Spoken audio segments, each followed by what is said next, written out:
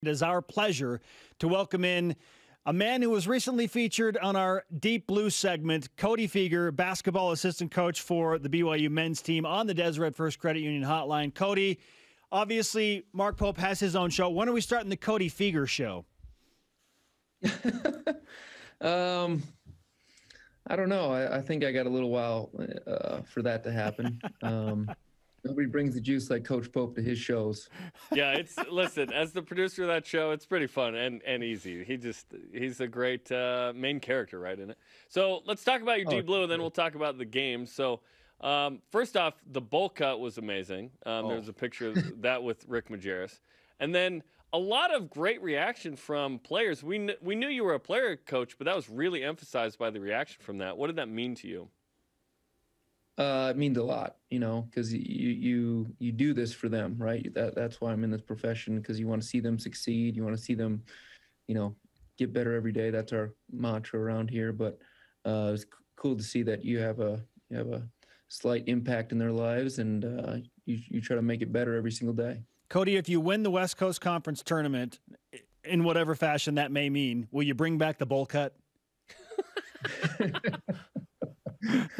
A couple of the players have been talking to me, trying to get me to.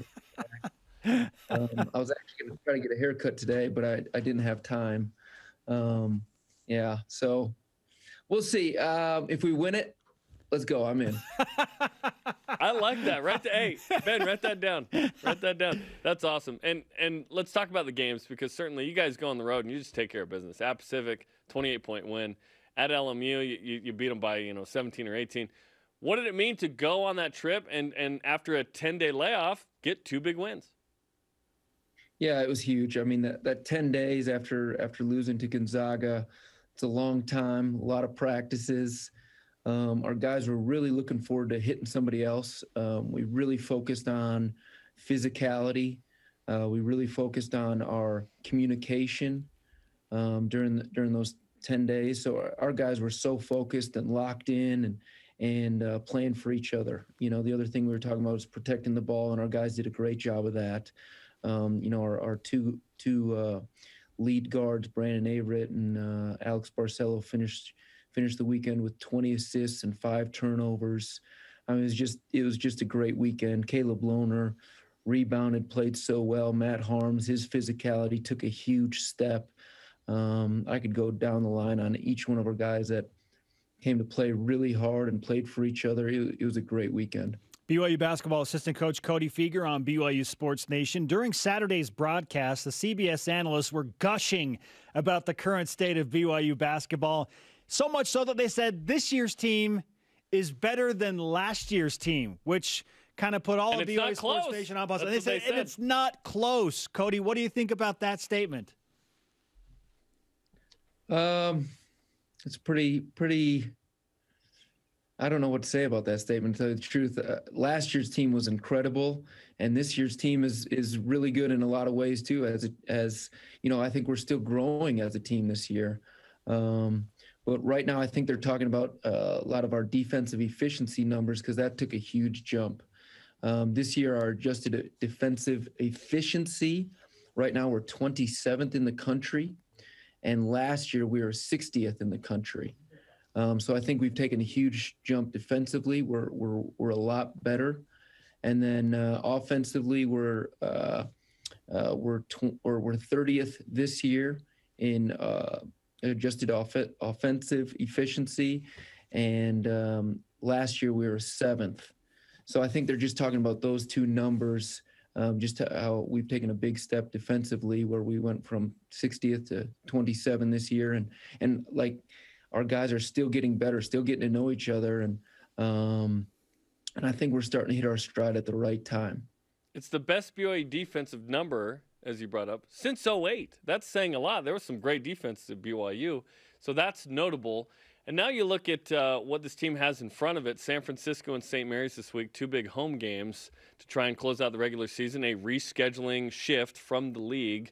What's in store this week, and 2 big ones as you try and hold serve as a single-digit seed in the NCAA tournament? Yeah, I mean, these are 2 huge games. I mean, San Francisco, they're one of those teams that can beat anybody on any night because they shoot a ton of threes, and they have two really quick guards that can make really high level plays, are really good defensively. And then St. Mary's, we all know about St. Mary's, right? They're one of the slowest paced teams in the country that make you earn everything on the offensive end. They're a tough, hard-nosed team, really physical. This week we really need to do a great job of taking care of business at home, and I think we're actually going to have some fans in the stands this week, so we're excited about that. Fingers crossed for that. Cody Fueger with us on BYU Sports Nation. Do we know how many? I don't know. I don't even know if I'm allowed to say that. I don't know if it's right or not. Well, strike it from the record. Well, hopefully we do. Strike it from the record. Hopefully we do, because I've been waiting. You guys have been waiting, and it'd be nice to get at least some fans in there. I imagine it'd be something like 1,000 or 2,000 or something if they get them in there, but that'd be awesome. Okay, if fans are in the stands this week, what does that do for the team?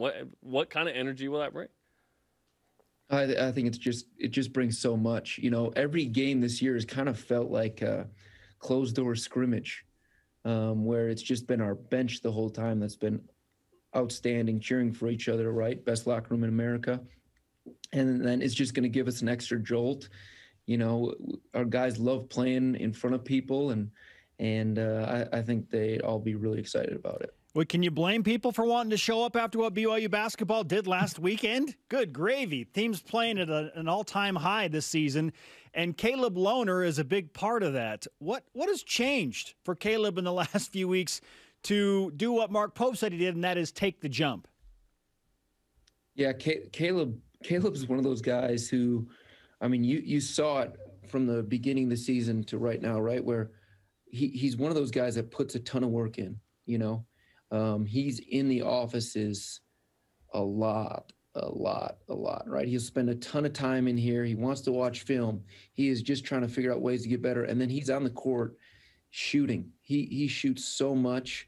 And he's one of those guys that he's a pleaser. He just wants to get better. He wants to help this team win. You know, he'll talk to Barcelo. He's like, hey, Alex, just tell me what you want me to do. You want me to come ball screen? You want me to come offensive rebound? I'll do whatever it takes to help this team win.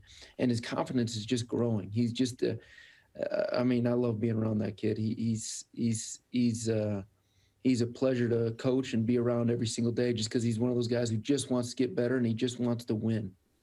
You guys took a jump in the adjusted winning percentage. You're clear of Pepperdine by way more than you were before, yet you kind of don't know what you need to do this week to maintain the 2 seed. And if Gonzaga ends up opting out, you could be the 1 seed, right?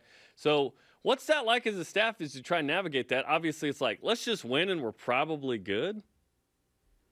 Yeah, I mean, that's the only thing we're like, I mean, I told you last time I was on here, we look at those numbers. We care about all those. That matters to us.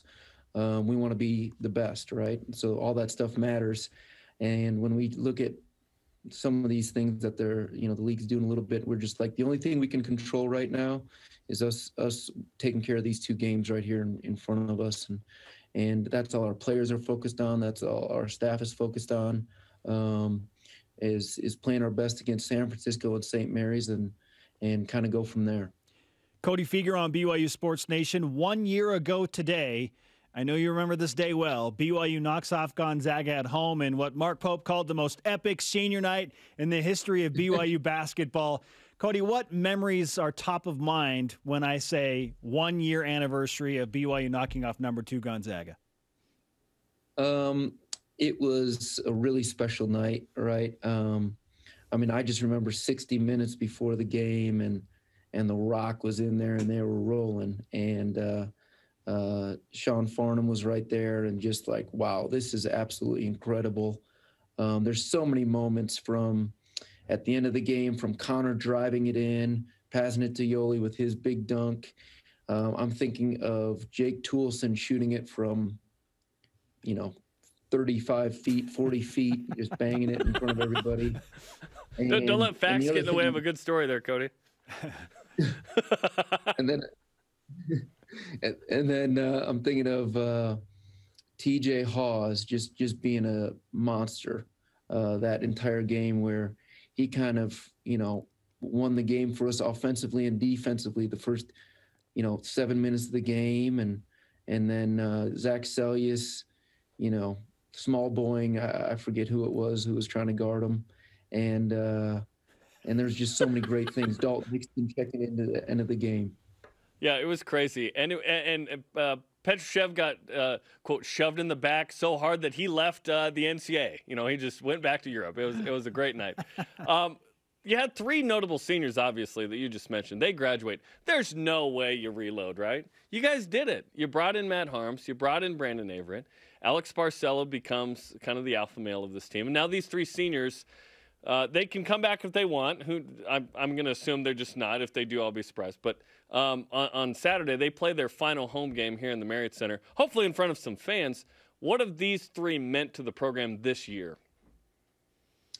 I mean, I'll first start with Brandon Averett, who's just been like, I just want to be a part of winning. I just want to do whatever I can, whatever it takes to help this program take another step. And he's been so much, and his family from Dallas are so supportive to him and this program, and Brandon brings so much, and Matt Harms, he's just like, hey, what Matt Harms shows is that we can beat out the Blue Bloods and in recruiting, and he's going to come here and be successful, and that's been a huge step for our program where he's gotten better. And then with Alex Barcelo is just like, he's just been such a monster and a leader, and he just wanted to lead as soon as those guys kind of took off. Alex Barcelo just like, hey, I'm gonna come in, I'm gonna lead, I'm gonna take another step, and it's been really special for all of us. And as a staff, we kind of sit back in awe a little bit and just proud of what these guys are doing. Cody, for the record, we're not opposed to Matt Harms and Brandon Averett and Alex Barcelo coming back for another year. In fact, with Averett and Harms, do you ever show them footage of that Gonzaga win just to say, this is what it potentially could be like next year once things get back to normal? Is that something that could lure them back? Oh yeah, come on, the Rock, the fans here. That's why these guys wanted to come here in the first place. Yeah, I mean, we'd love a shot. We want to do whatever's best for those guys and for their futures. That's first and foremost for us here. And then second, yeah, if that's coming back, let's go. We're happy to have them back and to play in front of the Rock and play another year for Coach Pope. And I think it'd be beneficial for all. And if you have 16 scholarship, that would also be beneficial, right? Yeah. Semantics. Need you guys to start donating. Hey, we're all in. Let's go. Semantics. We're all about it. Hey, here's to more success, West Coast Conference championships, and an approaching bowl cut, Cody. It's great to talk to you, man. Appreciate you having me on. Cody Fueger on the Deseret First Credit Union Hotline. Deseret First, you know why we show how.